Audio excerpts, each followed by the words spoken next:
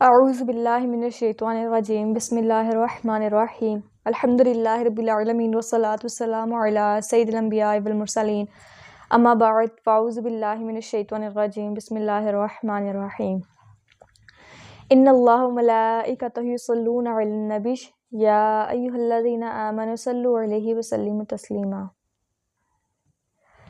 فرمان مصطفیٰ صلی اللہ تعالی علیہ وآلہ وسلم ہے کہ جو مجھ پر بروز جمعہ کثرت سے درود پاک پڑھے گا تو قیامت کے دن میں اس کی شفاعت کروں گا۔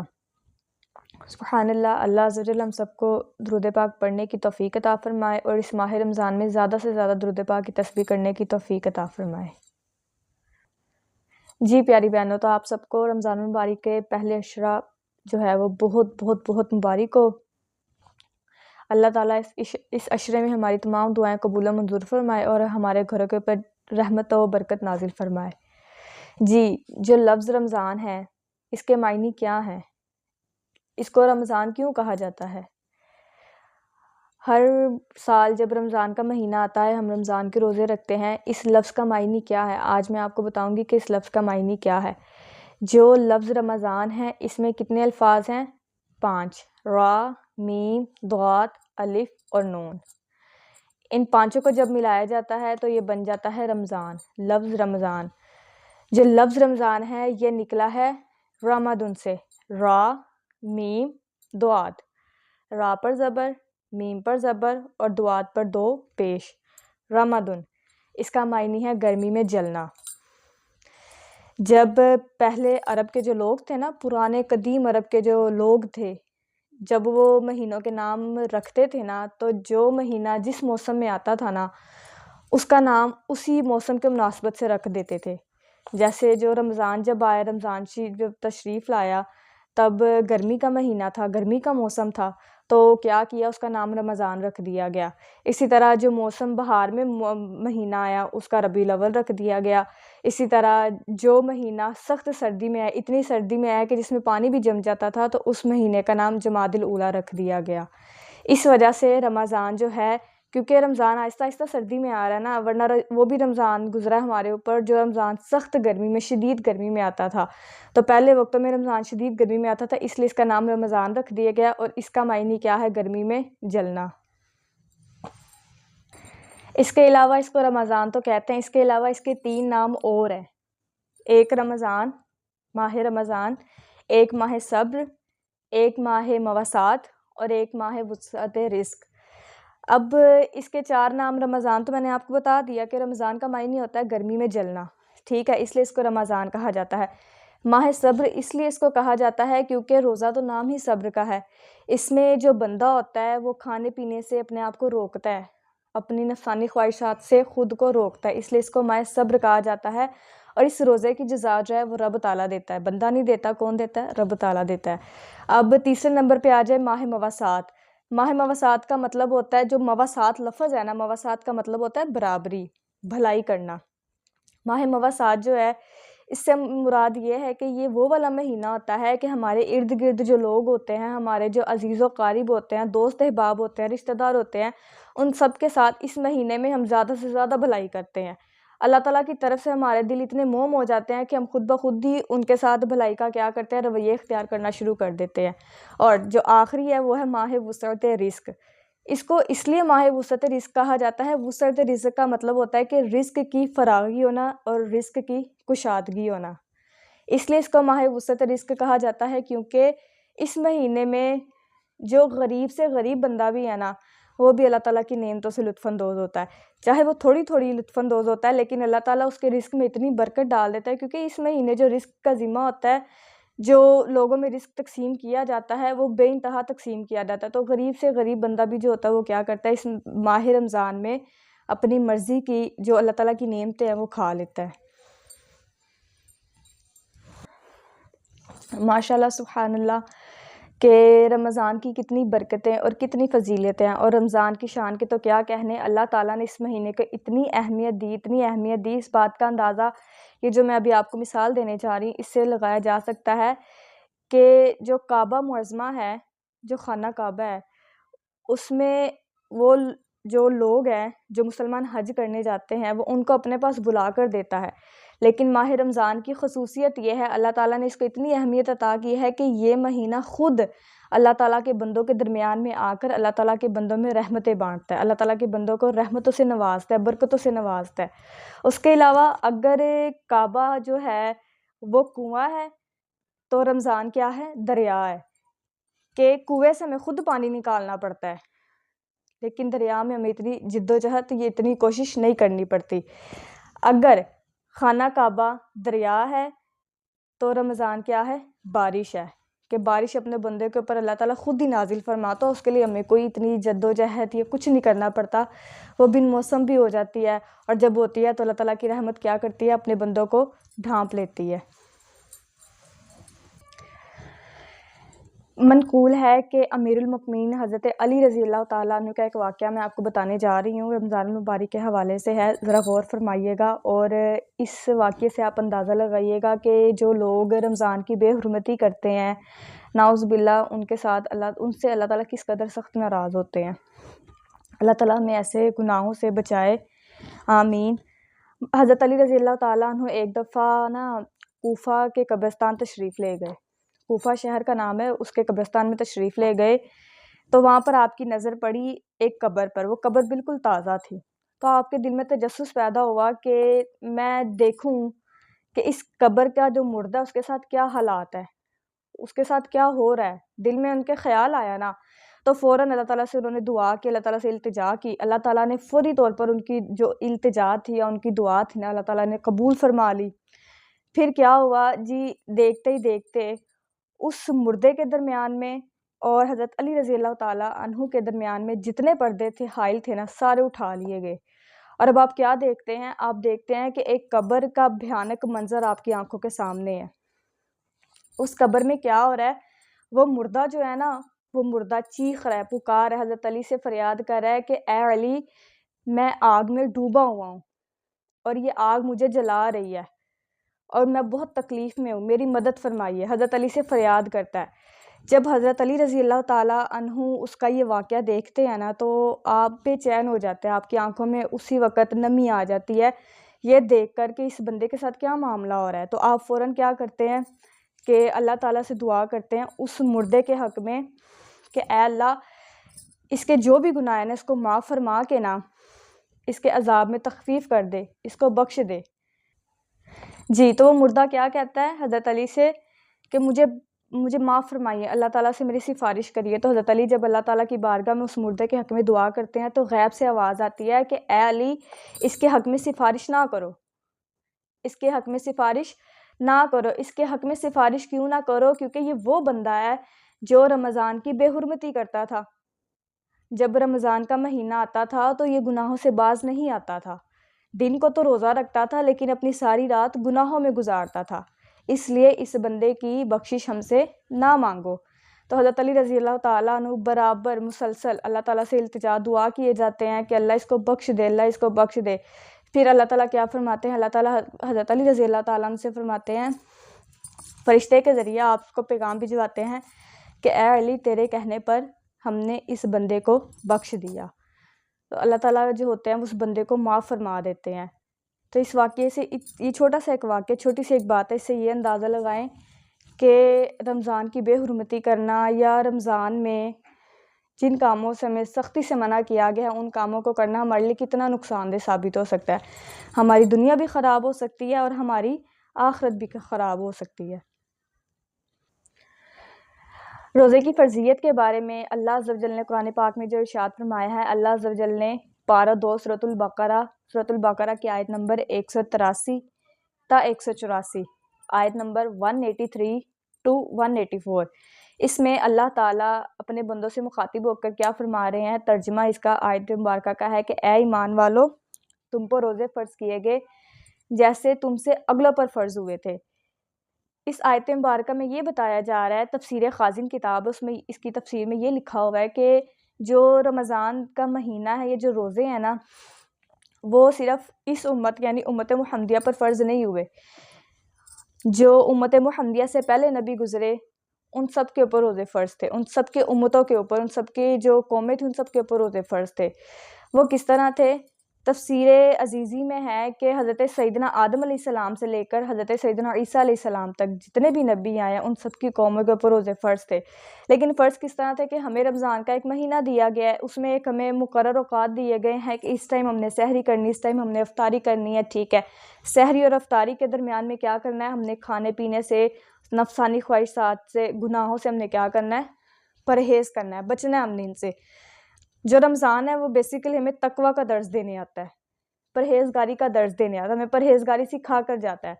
لیکن جو باقی قومیں تھیں، حضرت سیدنا آدم علیہ السلام، موسیٰ علیہ السلام، عیسیٰ علیہ السلام، نوح علیہ السلام، ہود علیہ السلام، سلیمان علیہ السلام، ان کی قوموں کے اوپر جو تھے وہ روزوں کے احکام و مسائل ہم سے مختلف تھے۔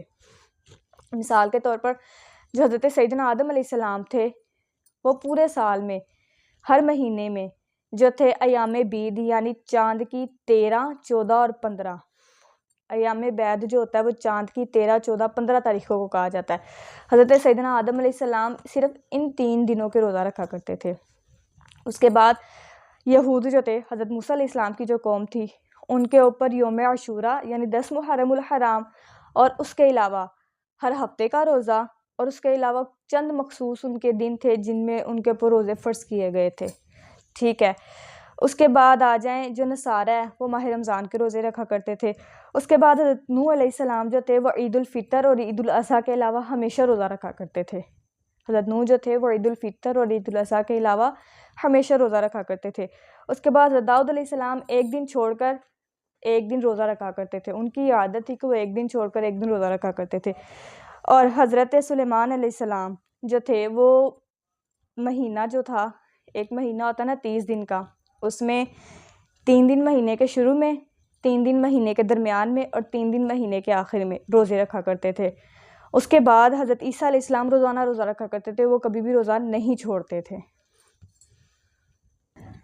جی پیاری بہنوں، رمضان میں 5 حروف ہیں، را، میم، ضاد، الف اور نون۔ جب ان کا مجموعہ بنایا جاتا ہے تو کیا بن جاتا ہے؟ رمضان۔ اب رمضان میں اللہ تعالیٰ جو ہے وہ اپنے بندے سے کس طرح جڑا ہوتا ہے، یا وہ اپنے بندے کو کیسے کیسے نوازتا ہے، وہ اس کا اندازہ آپ ان 5 حروف سے لگا سکتے ہیں۔ رمضان کا جو پہلا لفظ ہے را، اس سے مراد کیا ہے؟ رحمت الہی۔ را سے مراد رحمت الہی، میم سے مراد محبت الہی، دعات سے مراد زمان الہی۔ زمان الہی یعنی بندہ جو اللہ تعالیٰ ہے وہ بندے کی ضمانت لے رہا ہوتا ہے۔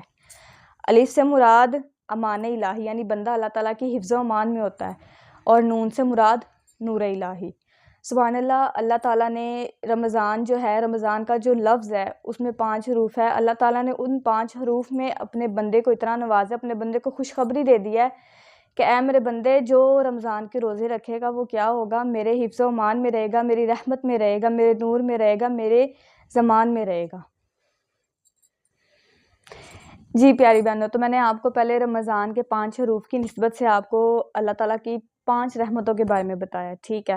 اب انہی 5 حروف کی نسبت سے میں آپ کو بتاتی ہوں کہ رمضان میں 5 عبادات ہیں جن کے اوپر خصوصی طور پر توجہ دی گئی ہے، زور دیا گیا کہ ان عبادات کو ادا کرے۔ ان میں کیا ہے؟ نمبر 1 روزہ، نمبر 2 تراویح، تلاوت قرآن پاک، اعتکاف اور شب قدر میں عبادات۔ 5 ہو گئی، روزہ، تلاوت قرآن پاک، تراویح، اعتکاف اور شب قدر میں عبادات۔ اب جو بندہ ان 5 عبادات کو خلوص نیت سے ادا کرتا ہے، اللہ تعالیٰ نے اس بندے کے لیے خصوصی 5 انعام رکھے ہوئے ہیں۔ 5 اللہ تعالیٰ کی رحمتیں، 5 عبادتیں، اور اللہ تعالیٰ نے 5 ہی اپنے بندوں کے لیے کیا رکھے ہوئے ہیں؟ انعام رکھے ہوئے ہیں۔ اس میں سے پہلا انعام کیا ہے کہ اللہ تعالیٰ اس بندے کی طرف نظر رحمت فرماتا ہے جو یہ 5 عبادتیں کرتا ہے، خوش ہوتا ہے اللہ تعالیٰ اس بندے کو دیکھ کر، اللہ تعالیٰ اس بندے کے اوپر اپنی رحمت جاری و ساری رکھتا ہے۔ دوسرا کیا ہے کہ شام کے وقت جو روزہ دار ہے اس کے منہ کی جو بو ہوتی ہے وہ اللہ پاک کو مشک کی خوشبو سے بھی زیادہ عزیز ہوتی ہے۔ جو مطلب سارا دن بھوکے پیاسے رہنے کی وجہ سے ہمارے منہ سے اسمیل آنا شروع ہو جاتی ہے، وہ کیا ہوتی ہے کہ اللہ تعالیٰ کو مشک کی خوشبو سے بھی زیادہ عزیز ہوتی ہے، وہ زیادہ پسند ہوتی ہے اللہ تعالیٰ کو۔ جی تیسرے نمبر پہ ہے کہ اللہ تعالیٰ جو ہے وہ جنت کو حکم فرماتا ہے کہ اے جنت میرے نیک بندوں کے لیے مزین یعنی آراستہ ہو جا، کیونکہ میرے نیک بندے جو ہیں دنیا کی دشواری سختی سے تھک ہار کر آ کر میرے گھر میں آرام کریں گے، راحت پائیں گے۔ چوتھا کیا ہے کہ جب ماہ رمضان کی آخری رات آتی ہے تو اللہ عز و جل سب کی مغفرت فرما دیتا ہے۔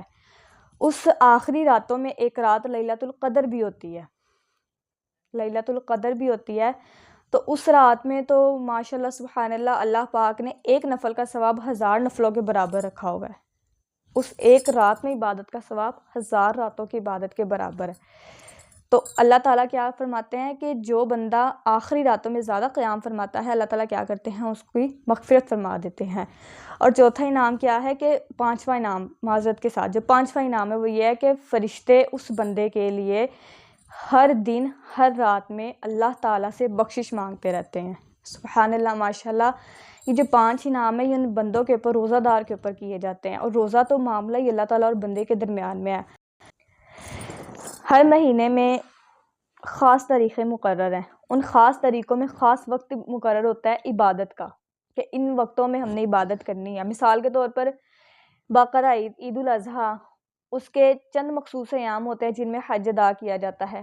محرم الحرام کی جو 10ویں تاریخ ہوتی ہے، 10 محرم الحرام ہوتا ہے، وہ دن افضل ہوتا ہے، یوم عاشوراء ہوتا ہے، وہ دن افضل ہوتا ہے۔ اس کے علاوہ باقی جیسے معراج شریف آ گئی، شب برات آ گئی، یہ مہینوں میں چند ایک مخصوص دن ہوتا ہے جس میں ہم نے عبادات کرنی ہوتی ہے۔ لیکن ماہ رمضان کی اتنی اہمیت ہے، اتنی فضیلت ہے کہ ماہ رمضان میں ہر وقت ہر گھڑی عبادت ہی ہوتی ہے۔